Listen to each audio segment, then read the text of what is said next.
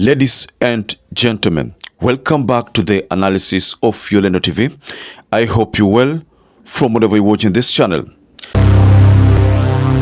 Now, the news of the CDF Chief of Defense Forces, Francis Ogola, hit the headlines yesterday with many people talking about the crash that took place in the North Rift area. It is alleged that it took place 2 kilometers after departure. So there are so many stories coming up, some people trying to link this sudden death of CDF Ogola to the Iebc issue. So many people have talked about it. Someone sent me an email regarding this and said that he knew this was going to take place. But there is one particular person by the name Honorable Caleb Amisi, who shared a very heartfelt message through his Twitter handle. And he also talked about the problems which CDF Ogola had shared with him soon after the issue of Iebc surfaced. And his name was one of those people who are said to have been allegedly coercing Chebukati to turn a blind eye. That is according to what people were saying. Those people are accusing the four senior men. So I want to take you to a statement by Caleb Amisi. But first, let me encourage you to please like this video so that you can support the work of this channel. Also subscribe if you're not subscribed. To existing subscribers, thank you so much for your support. Caleb Amisi said something, and let me read to you this tweet. He said, "A friend I have known before the military promotion. I remember sharing a coffee with you at Java Gigiri. You explained to me how innocent you were in the Iebc saga. I believed you and promised to fight for you no matter what, because I strongly believed Kenya Defense Forces needed you. You told me that you had offered your service to the nation in trust, in truth, honesty, with the highest degree of excellency, and you were ready to go home with your honor. My brother, I regret that part of my advice that I implored upon you to be acceptive, because the Tonje military rule will work for you. I deeply regret and ask for forgiveness. You said I am the most trustworthy leader you have ever met. Probably my contrary advice could have kept you alive today. You are the second person whom I have mourned this much, other than my late grandmother Esther Mudom, who brought me up. Meet her and together dance with the angels. All is well that ends well." From this tweet, there are something I managed to pick. It could have been possible that CDF Ogola sought the advice of Caleb Amisi whether he should take the promotion or not. He was promoted to be the CDF. That promotion, he got it by William Ruto. And there's a time William Ruto, through an interview, said that despite the fact that CDF Ogola was one of those people who wanted to overturn his win, he still went ahead and appointed him, gave him that promotion. I appointed General Ogola. General Ogola is among the people who went to bomb us to try and overturn my victory. Do you know that? But because when I looked at his CV, he was the best person to be general. I called him and I sat him down. I told him, "My friend, you went to bomb us to try and overturn my victory. But because you are the best person to be general, I'm going to give you the job." That is how it works with me. Caleb Amisi is bringing another narrative here, saying that he is one of those people who advised him to take up that role.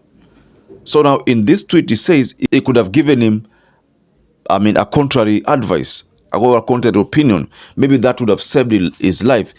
Is Caleb Amisi trying to tell us that because of that position that CDF Ogola took could be the reason why he suffered that fate?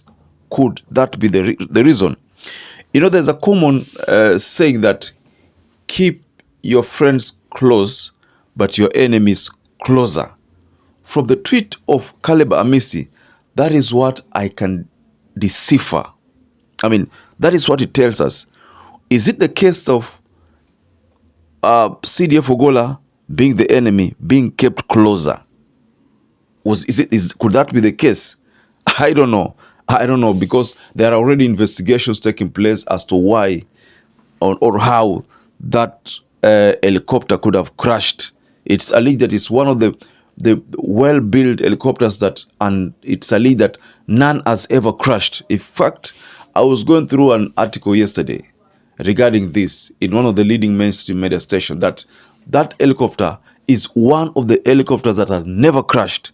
In fact, it has been used in Australia, Vietnamese use it, US use it. So many countries, big countries have used it. None has ever crashed. So this is the first one. So could it be that it was a case of a sniper? If you think he's reporting troop movement, you have a green light. Because that place is hit by bandits. North Rift, Elguero Marakwet, that is a valley of death. That's what people call it. And the place is not an easy place to just try to maybe deal with. I want to give you a story that was given to me by a friend of CS somewhere in a certain county. I will not mention that county. But this particular person told me something. Well, it's within Samburu County, but there are so many people there. He told me that dealing with the issue of banditry attacks, cattle rustling, is something that can never end. Why? Because there are people who are promoting it. There are people who are financing it directly. So it will never end. So he told me that they have been making efforts, but it's not easy. Because he also gave me an example. How would you steal 100, cows and not be found?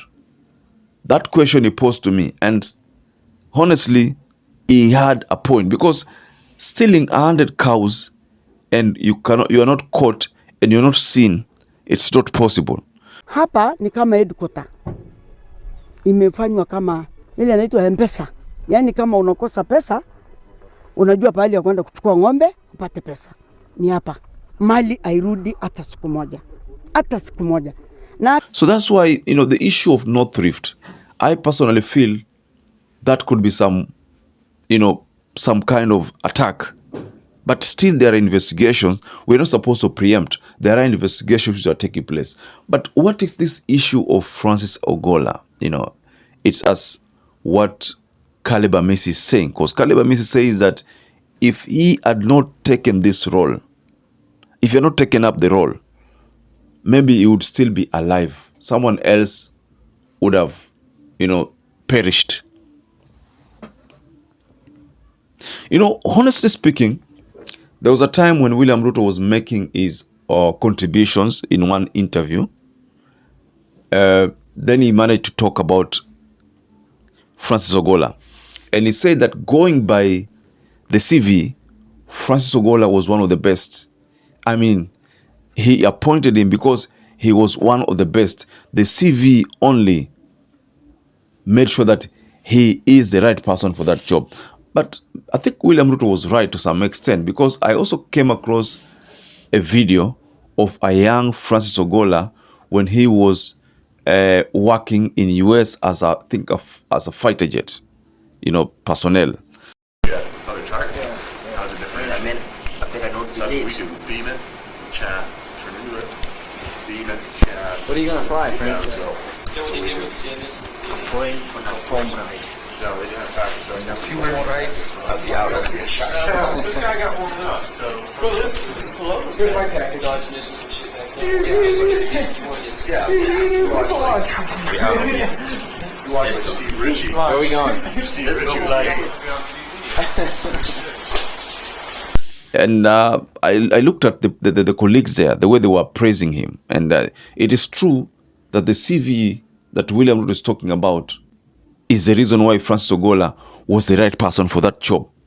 But could there be any link between the Iebc saga and this sudden death of Francis Ogola, the case of keep your friends close, but your enemies closer. You know, I mean, this is just an hypothesis that one would easily think about or want to see whether it can be possible. Keep your friends close, but your enemies closer. I don't know. It is just a matter of time. But word has it that 8 people perished, but the number there was 11, and 3 people have survived, including a cameraman. A cameraman survived. So, ladies and gentlemen, I'd personally like to raise my case there.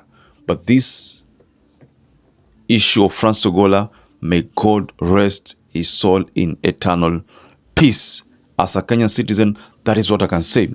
So, ladies and gentlemen, just go below the comment section and offer your reaction regarding what you think Amisi meant in that tweet, because he talks about advising Francis Ogola to take up the job. But again, he says if he had advised him to the contrary, maybe Francis Ogola would have survived. What is Amisi trying to tell us here? Is he saying that the Iebc saga is the reason why Francis Ogola had to perish? I don't know. Just go below the comment section and you can feel free to tell us about your opinion. So once again, ladies and gentlemen, perhaps if you're watching this video and you're not subscribed, please take 1 second and subscribe, like this video. So until you catch up again, stay safe and stay blessed.